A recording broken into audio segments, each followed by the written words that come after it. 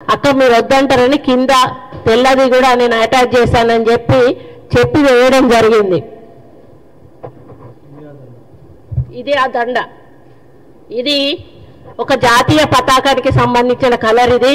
అదేవిధంగా ఈ నూలు అనేది మరి వాళ్ళ వృత్తికి సంబంధించింది, చేనేత కార్మికుల వృత్తికి సంబంధించింది, చాలా పవిత్రమైనది. దీనిలో అంటే ఒక పెళ్లికి సంబంధించిన విశిష్టత ఇందులో ఏమీ లేదు. ఇది ఈ నూలు అనేది లేకపోతే ఈరోజు మన మానాలు అనేటివి ఉండేటివి కావు. ఈరోజు మనం అందరం బట్ట కట్టుకొని తిరుగుతూ ఉన్నామంటే కేవలం ఈ నూలు వల్ల, చేనేత కార్మికులు నేస్తున్న నేత బట్ట వల్ల అనేది మనం అందరం కూడా గుర్తించాల్సిన అవసరం ఉన్నది. నా బాధ ఏంటంటే ఒక మహిళగా నన్ను చాలా అసహ్యంగా ఈ విధంగా పోస్ట్ పెట్టి సోషల్ మీడియాలో చాలా దురదృష్టకరమైన, చాలా ఇబ్బందికరమైన పోస్ట్ పెట్టి ఈ ఫోటోను పెట్టి వీళ్ళకు షాదీ ముబారక్ ఎవరిచ్చారు అని చెప్పి ఒక అక్రమమైన మాటగా దాన్ని చిత్రీకరించి చాలా అవమానపరచడం నాకు చాలా బాధను కలిగిస్తూ ఉంది. నిన్నటి నుంచి కూడా నేను అన్నం తినలేదు, నిద్రపోలేదు. ఒక మహిళగా ఈరోజు వాళ్ళ ఇంట్లో తల్లులు ఉన్నారు, చెల్లెళ్ళు ఉన్నారు, బిడ్డలు ఉన్నారు. టీఆర్ఎస్ వాళ్ళందరూ కూడా ఈరోజు కొంత గ్యాంగ్ను ఏర్పాటు చేసుకొని ఈరోజు వాళ్ళ అధికారం పోయిన పిచ్చిలో ఏం చేస్తున్నారో అర్థం కాకుండా ఒకసారి సీతక్క మీద ట్రోలింగ్ చేశారు, ఒక గిరిజన మహిళను పెట్టుకొని పొన్నం ప్రభాకర్ తోటి, ఇంకోసారి మేయర్ విజయలక్ష్మి గారిని ట్రోల్ చేశారు అక్కడ బోనాల పండుగ దగ్గర. ఈరోజు ఒక దండ, ఒక అన్న సమస్యలు చెప్పి ఒక చెల్లికి రాఖీ, అన్నకి రాఖీ కడుతుంది చెల్లె. అదే పద్ధతిలో ఒక అన్న, అది పూలదండ కూడా కాదు, పూలదండ వేసుకుంటే తప్పు, నేను ఎక్కడ కూడా పూలదండలు వేసుకోను. శాలువాలు తప్పితే తప్పు కాదు, నూలు దండ వేస్తే అసలు కూడా తప్పు కాదు. దాన్ని ఈ విధంగా చిత్రీకరించి మానసికంగా నిన్నటి నుంచి నేను ఆవేదనతో ఉన్నాను. ఆ ఆవేదనను అర్థం చేసుకున్నమ్మా పద్మశాలి కుటుంబ సభ్యులందరూ కూడా వచ్చి ఇక్కడ ప్రెస్ మీట్ పెట్టి సోషల్ మీడియా మీద దౌర్జన్యం చేస్తా ఉన్నారు. అటువంటి సోషల్ మీడియాను నిరసిస్తూ ఒక ప్రజాస్వామ్య పద్ధతిలో వాళ్ళెళ్ళి టీఆర్ఎస్ భవన్ ముందు social media, BRS social media అని దహనం చేస్తా ఉంటే రాక్షసుల్లాగా లోపల నుంచి వచ్చి తిరిగి మా వ్యక్తుల మీదనే దండయాత్ర చేశారు. మా వాళ్ళు లోపలికి వెళ్ళలేదు, కేవలం రోడ్డు మీద బయట చేస్తున్న కార్యక్రమాన్ని వాళ్ళు వచ్చి మీద పడి కొట్టడం జరిగింది. అంటే ఎంత దార్శికం చేస్తా ఉన్నారో ఈరోజు అర్థమవుతా ఉంది. దీని వెనకాల ఎటువంటి వ్యక్తులు ఉన్నారో మీ అందరికీ కూడా తెలుసు.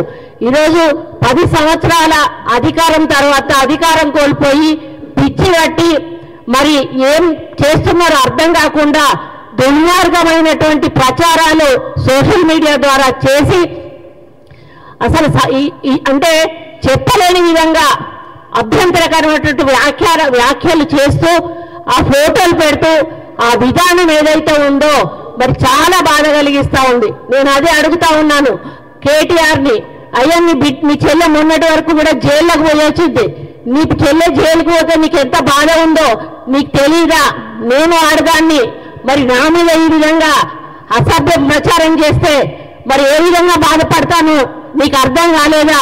మరి సోషల్ మీడియాని డబ్బులు ఇచ్చి పెంచి పోషించి వాళ్ళని ఇష్టం ఉన్నట్టుగా రాయండి అని చెప్పి సమాజం మీద వదిలిపెట్టి ఇష్టానుసారంగా రాతలు రాయిస్తూ ఈరోజు ఒక గౌరవప్రదమైనటువంటి మంత్రి అయిన నన్ను కూడా ఈరోజు అసభ్య పదజాలంతో సోషల్ మీడియాలో ట్రోల్ చేయడం అనేది, ట్వీట్ చేయడం అనేది నేను జీర్ణించుకోలేకపోతూ ఈరోజు ఈ వేదిక మీద నుంచి టీఆర్ఎస్ నాయకులను, కేటీఆర్ని, హరీష్ రావుని, కేసీఆర్ని అందరినీ ఒకటే ప్రశ్నిస్తా ఉన్నాను.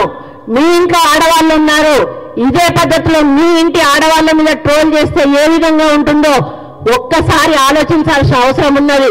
మీరు 10 సంవత్సరాలు మంత్రులుగా ఉన్నారు, అధికారంలో ఉన్నారు, మహిళలకు గౌరవం ఇవ్వాల్సిన అవసరం మీకు ఉన్నది. మహిళలకు ఉచిత బస్సు పెడితే అంటాడు కేటీఆర్, డిస్కో డాన్స్ చేసుకోవడానికి మహిళలకు ఉచిత బస్సులు పెట్టిందా అని అంటాడు.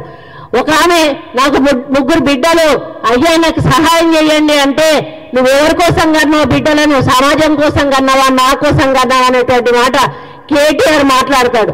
అంటే వాళ్ళకు మహిళలంటే చాలా చులకన. నేను వాళ్ళ పార్టీలో మంత్రిగా మన ఎమ్మెల్యేగా ఉన్నప్పుడు ఒక్క మహిళా మంత్రిని కూడా ఇవ్వలేదు. అంటే ఇవ్వాల్సి వస్తే నాకు ఇవ్వాల్సి వస్తుంది, మరి ఆమె కొంచెం ఎక్కువ మాట్లాడుతుంది కాబట్టి ఆమెకి ఇవ్వద్దు అన్నటువంటి ఆలోచనతోటి నాకు మంత్రి పదవి కూడా ఆ రోజు ఇవ్వలేదు. ఇవ్వకపోయినా కూడా నేను ఏ రోజు కూడా మాట్లాడలేదు. ఆ రోజు నాకు ఎటువంటి అగౌరవం జరగలేదు కాబట్టి నేను ఆ పార్టీలో ఉన్నా. ఎప్పుడైతే అక్కడ అగౌరవం జరిగింది, పార్టీ టికెట్ ఇవ్వలేదు, ఆ రోజు ఇండైరెక్ట్ గా మమ్మల్ని అగౌరవపరిచారు కాబట్టే వచ్చాను. కానీ రెండవసారి అధికారంలోకి వచ్చినాక టీఆర్ఎస్ లో చాలా మార్పు వచ్చింది. ఆ మార్పుతోటి డబ్బులు కోట్ల రూపాయలు సంపాదించుకొని అహంకారము బలుపు వచ్చి ఆ బలుపుతోటి ఏం చేస్తున్నారో కన్ను నిన్ను కానకుండా ప్రజల సొమ్మంతా కోట్ల రూపాయలు దండుకొని ఈరోజు ఒకటేసారి అధికారం పోగానే పిచ్చి పట్టి ఈరోజు బజార్లో మనుషుల కన్నా అధ్వానం, పశువుల కన్నా అధ్వానం. పశువుల కన్నా కొంత నీతి నియమం ఉంటది కానీ ఈరోజు ఆ నీతి నియమాలు మరిచి పశువుల కంటే అధ్వానంగా ఈరోజు పోస్టులు పెట్టిస్తూ మరి మాలాంటి వాళ్ళని అవమానపరుస్తున్న కేటీఆర్ ఖబర్దార్ అని చెప్తా ఉన్నాను. ఇక ముందు మీ సోషల్ మీడియాలో ఇట్లాంటి పోస్టులు పెడితే క్షమించేది లేదు అని కూడా చెప్తా ఉన్నాను. మా కార్యకర్తలను కొట్టినందుకు మూల్యం కూడా చెల్లించుకోవాల్సిన అవసరం ఏర్పడుతుందని కూడా చెప్తా ఉన్నాను. నాలాంటి ఆడబిడ్డ శాపం తప్పకుండా తగులుతుంది. నా జీవితంలో ఈ రోజు వరకు నాకు ఒక చిన్న మచ్చ కూడా నా రాజకీయ జీవితంలో లేదు. నేనంటే ప్రతి పార్టీలోని నాయకులు కూడా నన్ను గౌరవిస్తారు. అక్క అని నోటి నిండా పిలిచి నాతో మాట్లాడతారు. ఇది ఆంధ్ర రాష్ట్రానికి వెళ్తే నన్ను అందరూ అక్క అని పిలుస్తారు, నా భర్తను అందరూ కూడా బావ అని పిలుస్తారు. ఎవ్వరు కూడా నన్ను మేడం అని పిలిచినా కూడా నేను ఒప్పుకోను.